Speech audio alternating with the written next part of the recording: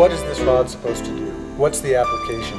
So the first thing we do is say, what are those demands, and break it down. What does this rod need to do?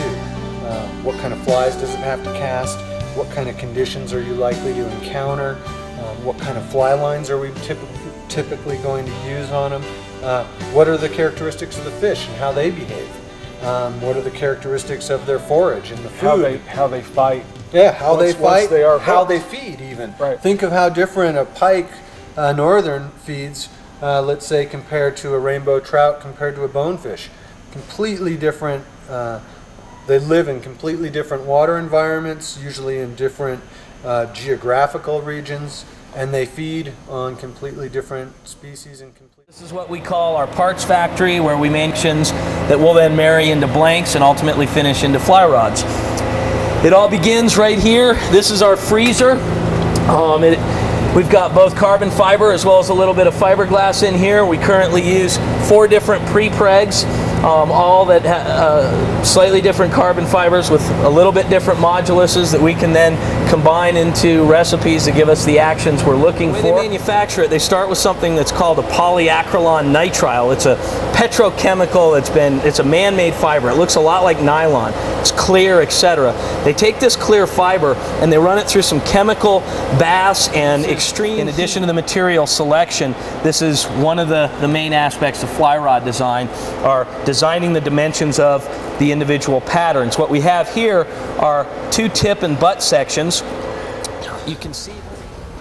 So this is basically your whole line sitting in front of us right here. Yes, this is. Your Ramp this oven up to about 160 degrees, and at that temperature that resin turns to liquid, and it allows that resin to essentially saturate the part. We call it a soak stage. Okay. So we'll soak the parts at 160 degrees to allow that resin to really saturate the part, to make sure that the resin is around all the scrim, each carbon fiber's saturated. This is all done with automotive paint, which is very toxic for the environment. It requires the use of a lot of solvents, creates a lot of pollution both for the air as well as solvents that you then have to dispose of.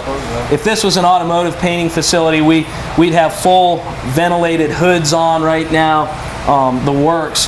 We're really fortunate. We're working with a technology that's fairly recent. This material is actually the part there at the top, and it's real important that when you pull it out, you keep everything straight. Otherwise, you can pull too much paint off one side and not enough off the other. He'll now load it into that UV chamber. First thing we'll do is check it for straightness to make sure it's nice and straight.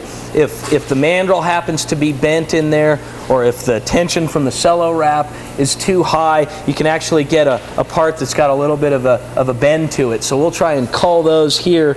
We'll sight it for straightness. Then we'll give it a really strong stress test, and you'll twist it. And by twisting it, you twist it against the spot. You measure the parts to find out how much of a gap you want. You then cut them to length, put a nice glue cap on the male end, and you're basically done. From a manufacturing standpoint, they're very quick and efficient to build.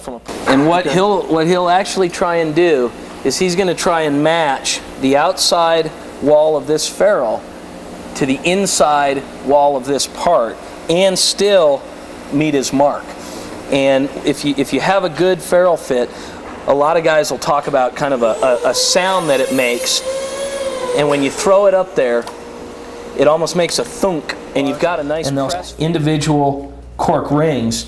We then take these cork rings, glue them onto a piece of all thread, and make what we call a grip blank. Cork is actually tree bark, comes from cork oaks. It's primarily grown in Portugal. You can actually get it from a few places in the Mediterranean, in Italy and Turkey. Our wrap work is actually done out of house with people we call home wrappers.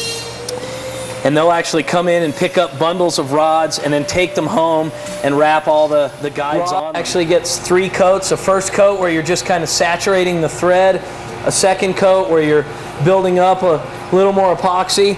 After the second coat, we'll actually use a razor blade and trim out any